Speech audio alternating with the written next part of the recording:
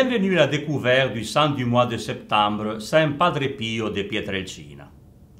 Il est toujours difficile de parler et d'interpréter les phénomènes mystiques qui se manifestent dans la vie des croyants, même s'ils sont présents dans toute l'histoire de l'Église.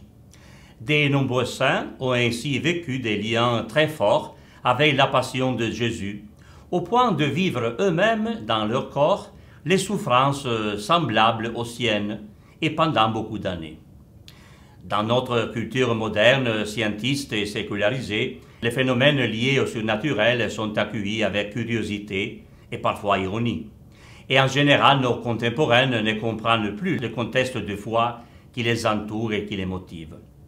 Ils n'arrivent plus à saisir l'amour profond lié au Christ qui anime les mystiques. En effet, ces états restent des dons mystérieux, totalement unis à la logique de la croix.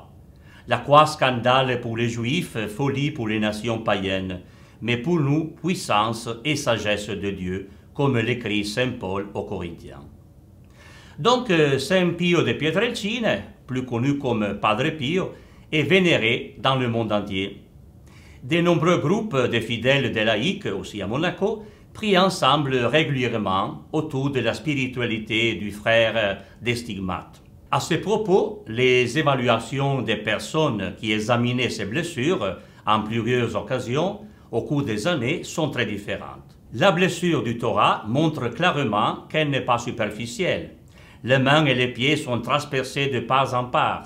Je ne peux trouver une formulation clinique qui m'autorise à classer ces plaies, écrivait le docteur Romanelli. Et le professeur Bignami rajoutait: ce sont des phénomènes reliés harmonieusement entre eux, qui se soustraient au contrôle des recherches objectives de la science. Padre Pio écrira simplement: je vis devant moi un personnage mystérieux, nous sommes en 1918, dont les mains, les pieds, la poitrine ruisselaient de sang, et j'ai senti mon cœur blessé par un dard de feu. Ce personnage disparut de ma vue, et je m'aperçus que mes mains, mes pieds, ma poitrine étaient percés et ruisselés de sang. Paradoxalement, les commissions ecclésiastiques furent les plus critiques. Elles arrivèrent à convaincre le pape Jean XXIII de prendre ses distances et d'empêcher pendant longtemps le contact direct entre Padre Pio et les fidèles. Malgré cela, la liste de ses disciples spirituels, parmi lesquels beaucoup de personnes du monde de la culture et de la science, est impressionnante. En réalité, sa vie est très simple. Francesco Forgione, né en 1887 dans un petit village au sud de l'Italie.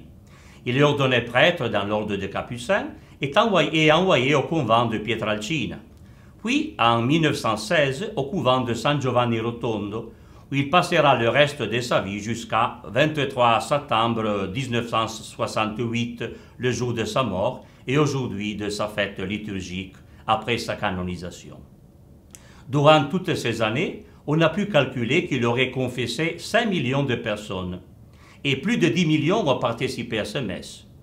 Depuis son couvent, parfois avec la grâce mystique de la bilocation, il fera toujours preuve d'attention envers les souffrants, avec des milieux de miracles, mais aussi avec la construction du célèbre hôpital Sollievo della Sofferenza, inauguré en 1956. Prions le Seigneur.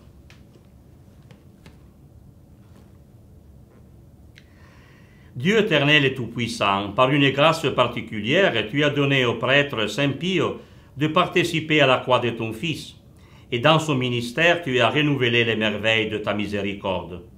Par son intercession, nous te prions, à nous qui sommes associés aux souffrances du Christ, accorde la joie de parvenir à la gloire de la résurrection. Amen. Saint Padre Pio, priez pour nous. Merci et au revoir au mois prochain avec Saint François d'Assise.